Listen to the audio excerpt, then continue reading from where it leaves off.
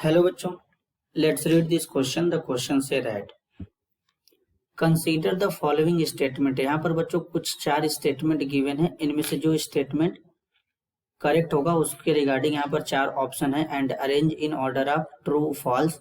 इसके रिगार्डिंग यहाँ पर करेक्ट ऑप्शन को आइडेंटिफाई करना है।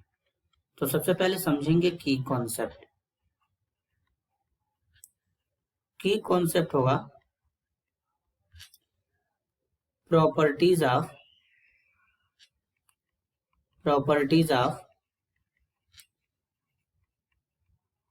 Alkali metal. तो सबसे पहले स्टेटमेंट की बात करेंगे बच्चों। जो सबसे पहला स्टेटमेंट है बोला गया है among alkali metal halide lithium iodide is the most covalent in nature. तो बेसिकली अगर बच्चों हम बात करें जो एल्कली मेटल के हैलाइड होते हैं, बेसिकली अब एल्कली मेटल हैलाइड में कौन कौन आ सकते हैं बच्चों, जैसे कि हमारा लिथियम आयोडाइड है, सोडियम आयोडाइड है, पोटेशियम आयोडाइड है, रुबिडियम आयोडाइड है, सीजियम आयोडाइड है बच्चों। तो अब अगर हम इसमें देखें तो लिथियम आयोडाइड को अगर देखें तो ये लिथियम जो होता है, लिथियम आयोडाइड कुछ इस तरीके से ब्रेक होता है Li+I-। अब सब में बच्चों एनायन सेम है, कैटायन डिफरेंट होगा। यहाँ से सोडियम कैटायन मिलेगा, यहाँ से पोटेशियम कैटायन, यहाँ से रुबिडियम कैटायन, यहाँ से सीजियम कैटायन मिलेगा। तो लेकिन जो अगर हम बात करें लिथियम से जब सीजियम की तरफ चलेंगे तो साइज इंक्रीज करता है। तो यानी अगर हम इनके कैटायन की बात करें, जैसे कि लिथियम कैटायन है, लिथियम कैटायन और सीजियम कैटायन की तरफ चलेंगे तो यहाँ पर सोडियम कैटायन भी होगा, पोटेशियम कैटायन भी होगा और पोटेशियम कैटायन के अलावा बच्चों यहाँ पर रुबिडियम कैटायन भी होगा, क्योंकि सबके पास एक ही पॉजिटिव चार्ज होगा, सबका वैलेंस इलेक्ट्रॉन एक ही होता है। तो इस तरीके से ये कैटायन हो जाएंगे। तो अब इधर हमारा जब Li+ से Cs+ की तरफ चलेंगे तो साइज इंक्रीज करता है। तो अब यहाँ पर लिथियम प्लस कैटायन का साइज क्या है, स्मॉलर है, स्मॉलर साइज क्या है बच्चों, स्मॉलर साइज। अब कैटायन का साइज जितना ज्यादा स्मॉल होगा और एनायन का साइज लार्ज है बच्चों, यहाँ पर आयोडीन है तो यहाँ पर नेगेटिव चार्ज है, इसका साइज क्या होगा, लार्ज होगा, साइज लार्ज हो जाएगा। क्योंकि बेसिकली हैलोजन में हमारा जो होते हैं जैसे कि X= फ्लोरीन होता है, क्लोरीन होता है, ब्रोमीन होता है, आयोडीन होता है। तो जब फ्लोरीन से आयोडीन की तरफ चलते हैं तो नंबर ऑफ सेल इंक्रीज कर जाता है, तो आयोडीन का साइज लार्ज होता है। तो अब यहाँ पे क्या होता है, कैटायन का साइज स्मॉल है, एनायन का साइज लार्ज है। तो इस केस में क्या होता है कि जो कैटायन होता है ये एनायन के इलेक्ट्रॉन क्लाउड को डिस्टॉर्ड कर देता है। इसके इलेक्ट्रॉन क्लाउड को क्या करेगा बच्चों, डिस्टॉर्ड कर देगा। तो डिस्टॉर्ड करने के कारण इसके अंदर कौन सा कैरेक्टर आ जाता है, कोवैलेंट कैरेक्टर आ जाता है। तो लिथियम आयोडाइड जो होता है ये मोस्ट कोवैलेंट नेचर का होता है। तो पहला वाला जो स्टेटमेंट है बच्चों वो क्या है, ट्रू है। दूसरे स्टेटमेंट में बोला गया potassium has greater photo electric work function than sodium. बच्चों हम अगर बात करें सोडियम और पोटेशियम में तो बेसिकली यहाँ पर क्या होगा, ये हो गया सोडियम और ये हो जाएगा पोटेशियम। अब अगर इनमें बात करें तो सोडियम जो होता है बच्चों, अगर सोडियम की बात करेंगे तो यहाँ पर जो आयनाइजेशन एंथैल्पी होता है, आयनाइजेशन एंथैल्पी होता है किसमें होगा, किलो जूल में, किलो जूल पर मोल में होगा। तो सोडियम का जो आयनाइजेशन एनर्जी होता है एंथैल्पी वो होता है 496, पोटेशियम का होता है 419 होता है बच्चों।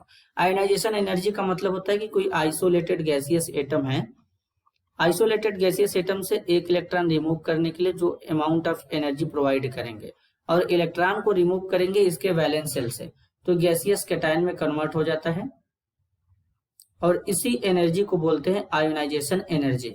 तो अब पोटेशियम का आयोनाइजेशन एनर्जी कम होता है सोडियम के कंपेयर में, तो पोटेशियम से इलेक्ट्रॉन ज्यादा इमिट होंगे बच्चों, पोटेशियम से इलेक्ट्रॉन ज्यादा इजिली इमिट होंगे, क्योंकि जब मेटल के सरफेस पे लाइट को फॉल किया जाता है तो उस केस में मेटल के सरफेस से क्या होते हैं बच्चों, इलेक्ट्रॉन इमिट होने लगते हैं। जैसे ये मेटल का सरफेस है, इस पे लाइट कोई फॉल डाउन करेगा तो इसके सरफेस से क्या होगा, अब इलेक्ट्रॉन यहाँ से इमिट होने लगेंगे। जब इलेक्ट्रॉन इमिट होंगे तो इसी प्रोसेस को फोटो इलेक्ट्रिक बोला जाता है। तो ये किस में होगा, पोटेशियम में होगा, सोडियम में नहीं होगा, क्योंकि पोटेशियम का आयोनाइजेशन एनर्जी कम है तो इलेक्ट्रॉन यहाँ से आसानी से इमिट होंगे। तो दूसरा वाला स्टेटमेंट जो बच्चों है वो भी क्या है, ट्रू है। तीसरे स्टेटमेंट की बात करेंगे, blue solution of alkali metal in liquid ammonia is stable at room temperature where ammonia is still a liquid in the presence of iron. तो अगर हम बेसिकली बच्चों यहाँ पर जो थर्ड स्टेटमेंट है S3, इसमें बात करें तो बेसिकली होता क्या है कि जो एल्कली मेटल होते हैं बच्चों, एल्कली मेटल होते हैं कुछ इस तरीके से, ये लिक्विड अमोनिया के साथ में क्या करेंगे, एल्कली मेटल होगा, लिक्विड अमोनिया के साथ में रिएक्ट करता है। जब लिक्विड अमोनिया के साथ में रिएक्ट करता है तो रिएक्ट करने के बाद यहाँ पे कुछ इस तरीके का कॉम्प्लेक्स फॉर्म करता है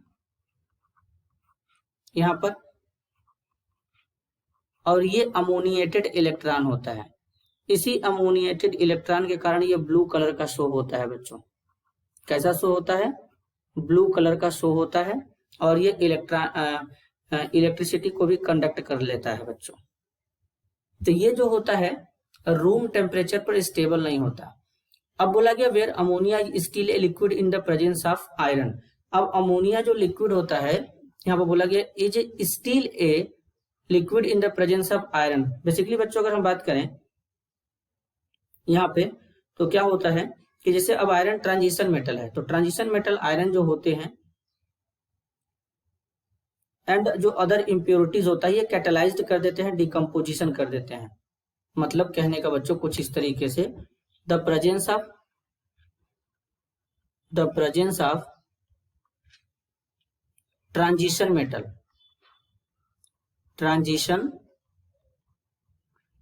मेटल्स। अब ट्रांजिशन मेटल्स में कौन होंगे बच्चों, लाइक आयरन हो जाएगा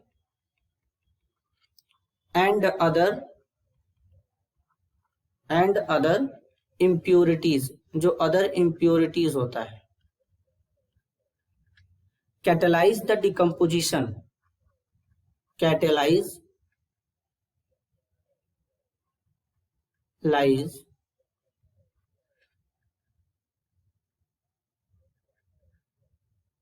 catalyse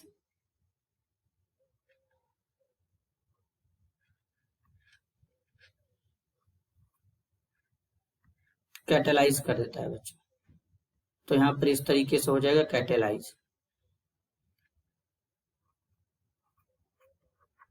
catalyse the decomposition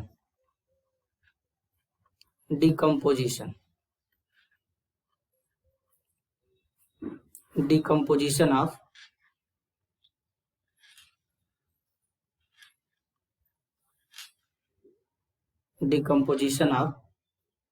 deep blue solution forming amide, decompose करके एमाइड का फॉर्मेशन कर देते हैं, forming amide and liberating H2 को भी लिबरेट कर देते हैं, लिबरेटिंग H2। तो बेसिकली बच्चों यहां पर जो ये वाला स्टेटमेंट है थर्ड वाला, वो स्टेटमेंट क्या हो जाएगा, फॉल्स हो जाएगा। 4 में बोला गया the melting point and boiling point of alkali metal halide always follow the trend chloride, fluoride, bromide, iodide. तो बेसिकली अगर हम इनके मेल्टिंग और बॉइलिंग पॉइंट की बात करेंगे तो कुछ इस तरीके से इनका ऑर्डर होता है बच्चों एल्कली मेटल के हैलाइड का। अब MF होगा, फिर यहाँ पे MCl होगा, फिर यहाँ पे MBr होगा, इसके बाद बच्चों MI होगा। इस तरीके से इनका ऑर्डर होता है, क्योंकि जो MF होता है इसका लैटिस एनर्जी हाई होता है, लैटिस एनर्जी